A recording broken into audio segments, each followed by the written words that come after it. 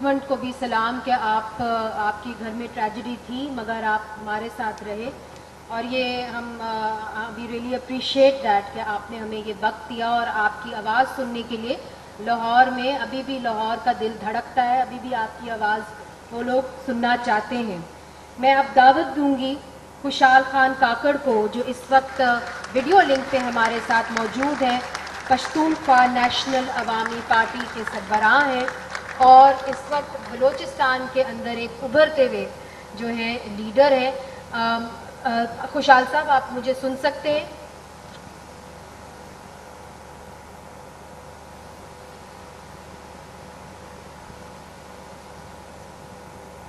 خوشحال صاحب، آپ ہمیں سن سکتے ہیں؟ جی میں آپ کو سن سکتا ہوں۔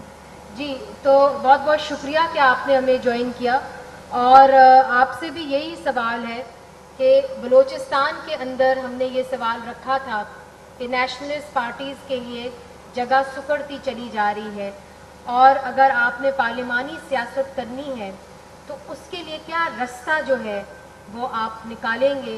ہم نے دیکھا ہے کہ وہاں پہ بلوچستان میں بلوچ بھی ہیں، پختون بھی ہیں، اور یہ پرسیپشن پائی جاتی ہے کہ ان دونوں میں اختلاف ہے۔ کیا یہ درست پرسیپشن ہے؟ اس پہ بھی بات کریں۔ شکریہ، بڑی مہربانی ہے آپ کا۔ دیکھیے، پہلے تو نیشنلسٹ پالیٹکس کو ایک صوبے تک محدود نہ کیا جائے کہ صرف بلوچستان میں نیشنلسٹ پالیٹکس ہے۔ بسم اللہ الرحمن الرحیم۔ سب سے پہلے تو میں آسما جہانگیر کانفرنس کے آرگنائزر کا، منیزہ جہانگیر صاحبہ کا، ان کی ٹیم کا بڑا مشکور ہوں کہ انہوں نے ایک ایسا پلیٹ فارم ہم جیسے سیاسی کارکنوں کو دیا ہے جہاں پہ ہم لوگوں کو سنتے ہیں، سمجھتے ہیں، کچھ سیکھتے ہیں، اور جو حقائق ہوتے ہیں وہ بول پاتے ہیں۔ تو ہمارے لیے آسما جہانگیر کانفرنس ایک ایسٹ ہے۔ تو میں کوشش کروں گا کہ اپنے الفاظ سے اس ایسٹ کو نقصان نہ پہنچاؤں، اور یہ ایسٹ ہمیشہ رہے، اور یہاں پہ لوگ آئیں، سیکھیں، بولیں، سمجھے، انٹریکشنز کریں۔ دیکھیے، یہ ٹاپک جو آپ نے چوز کیا ہے، میں سمجھتا ہوں کہ یہ پاکستان کا سب سے بڑا مسئلہ ہے۔ سب سے پہلے تو نیشنلسٹ پارٹیز کی بات جو آپ کر رہے ہیں، تو یہ سمجھنا چاہیے ہمیں کہ نیشنلسٹ پارٹیز کا ایجنڈا کیا ہے، وہ چاہتے کیا ہے۔ بنیادی بات تو یہاں سے شروع ہوتی ہے کہ نیشنلسٹ پارٹیز اصل میں کیا چاہتے ہیں۔ دیکھیے، پاکستان کو سمجھنا ہے ہمیں، پاکستان کو جاننا ہے ہمیں، پاکستان ہے کیا۔ ہم یہ کہتے ہیں پاکستان، اور یہ حقیقت ہے کہ پاکستان 5 قوموں کا ایک مشترکہ ملک ہے، کثیر القومی ملک ہے، جہاں پہ سندھی، پنجابی، سرائکی، پشتون اور بلوچ اپنی اپنی سرزمین پہ آباد ہے۔ یہ پاکستان ان 5 قوموں کی سرزمین پہ بنا ایک ملک ہے۔ یہ قومیں ہزاروں سالوں سے اپنی سرزمین پہ آباد ہے، ان کے اپنے اپنے وسائل ہیں، اپنے کلچرز ہیں، اپنے نارمز ہیں۔ اب ہم یہ کہتے ہیں کہ پاکستان جب ایک فیڈریشن ہے اور اس میں فیڈریٹنگ یونٹس ہیں، تو چاہیے یہ کہ یہاں پہ لسانی بنیادوں پہ، قومی بنیادوں پہ صوبے بننے چاہیے۔ جیسے کہ 1940 کی جو قرارداد پاکستان ہے، اس کے مطابق یہاں پہ فیڈریٹنگ یونٹس ہونی چاہیے جو ساورن ہو، آٹونومس ہو، اور ایک لوز سینٹر ہونا چاہیے جس میں یہ 5 قومیں مل بیٹھ کے یہ فیصلہ کریں کہ کون سے اختیارات ہم نے اپنے پاس رکھنے ہیں اور کون سے اختیارات ایسے ہیں جو ہم نے سینٹر کو دینے۔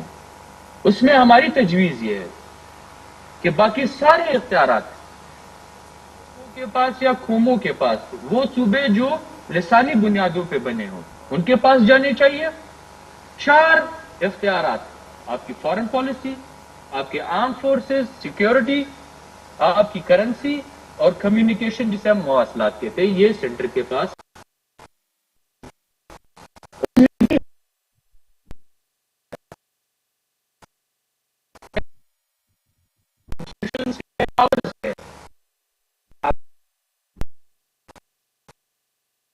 کسی ایک قوم کا نہیں ہے، یہ مشترکہ ملک ہے جہاں پہ برابری ہونا لازمی ہے۔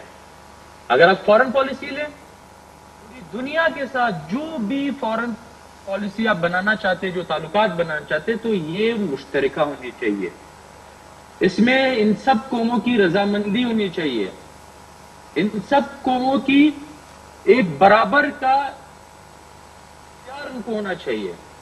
اسی طرح ایک اور چیز ہم ایڈ کرنا چاہتے ہیں کہ آپ کے جو ہمسایہ ممالک ہیں، ان کے ساتھ جو آپ کے تعلقات ہیں، جیسے کہ پنجاب اور سندھ کے جو بارڈرز ہیں وہ انڈیا کے ساتھ لگتے ہیں، تو ہم یہ کہتے ہیں کہ انڈیا کے ساتھ جو فورن پالیسی آپ بنائیں گے اس میں سب سے پہلے آپ پنجاب اور سندھ کے لوگوں کا خیال رکھیں گے۔ اسی طرح بلوچ بیلٹ کے ساتھ جو علاقے لگتے ہیں، جو ملک لگتے ہیں، یا پشتون بیلٹ کے ساتھ جو ملک لگتے ہیں، ان کے مفادات کا خیال رکھا جائے۔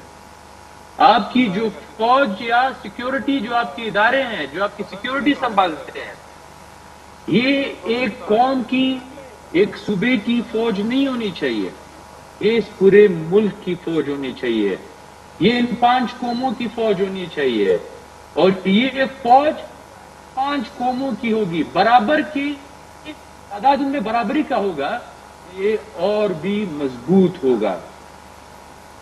اب بات یہ ہے، دیکھ رہے ہیں کہ اس ملک میں ایک قوم کو، میں اوفینڈ نہیں کرنا چاہتا، میں بالکل ایسی بات نہیں کرنا چاہتا کہ کسی کی دل آزاری ہو، پر ایک حقیقت ہے کہ یہاں پہ قومیں خود کو غلام سمجھتی ہیں، محکوم سمجھتی ہے، اور اس کا حل ہمیں ڈھونڈنا چاہیے۔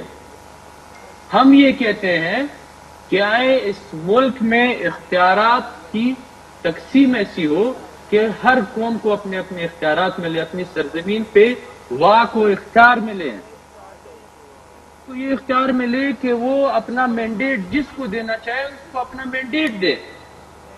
اسی طرح ہم چاہتے ہیں کہ اس ملک میں ایوان بالا ہے، جو ہاؤس آف فیڈریشن جسے ہم کہتے ہیں، جو فیڈریشن کی نمائندگی کرتی ہے، وہ سینٹ ہے، سینٹ کو آپ اختیارات دیں۔ وزیر اعظم آپ کا سینٹ سے آنا چاہیے، آپ کی جو کانسٹیٹیوشنل جو ہوتے ہیں، جو بلز ہوتے ہیں، جو امینڈمنٹس ہوتے ہیں، وہ سینٹ سے پاس ہو، آپ کا جو بجٹ ہے وہ سینٹ سے پاس ہو۔ بنیادی جو ہم کہتے ہیں کہ ہماری سیاست کہہ سکتے ہیں، آپ ہمارے ایجنڈا کہہ سکتے ہیں، یہ چیزیں نیشنلسٹ پارٹی کی ہے۔ اب یہ لازمی کیوں ہے؟ پاکستان کا سب سے بڑا مسئلہ برابری ہے، قوموں کا استحصال ہے۔ پاکستان میں اعتماد پاکستان کھو چکا ہے، قومیں کی نظام پہ اعتماد نہیں رکھتی، کی وجہ سے قومی کو برقرار رکھنے کے لیے، اس انیکوالٹی کو آگے لے جانے کے لیے، صوبے کی بالادستی برقرار رکھنے کے لیے اس ملک میں بہت سی چیزوں کو خراب کیا گیا ہے، بہت سے مسائل اس کی وجہ سے بنائے گئے ہیں یا بن گئے ہیں۔ آپ ان مسائل کا حل چاہتے ہیں، آپ یہ قومی نابرابری، یہ انیکوالٹی جو ہے، یہ پاکستان سے آپ کو دور کرنا ہوگا۔ آپ کو ایک اعتماد بحال کرنا ہوگا کہ قومیں پاکستان پہ اعتماد کرتی ہیں۔ نہیں، آپ نے یہ درست کہا خوشحال صاحب کہ ہم آپ کو اعتماد بحال کرنا ہوگا۔ آئی ایم سوری، اب چونکہ وقت کی قلت بھی ہے، میں آپ کی جانب واپس بھی آؤں گی، اس لیے چونکہ لوگوں نے بہت سارے سوال رکھے ہوئے، اور میں چاہتی ہوں اس بار لوگ مس نہ ہوں، چونکہ وہ پھر بعد میں بہت شکایت کرتے ہیں کہ آپ نے ہمیں کویسچن کی اجازت نہیں دی۔ تو میں اختر مینگل صاحب سے بات کرنا چاہتی ہوں، چونکہ آپ نے کہا کہ قوموں کا جو ہے مسائل کا حل ڈھونڈنا ہوگا، آپ نے درست کہا، اور آپ نے جو خود مختاری کی بات کی، مجھے کم از کم ایسا لگتا ہے ایز اے رپورٹر کہ ہم بہت دور ہیں جو آپ ڈسکرائب کر رہے ہیں۔ اختر مینگل صاحب، آپ پارلیمنٹ میں رہ چکے ہیں،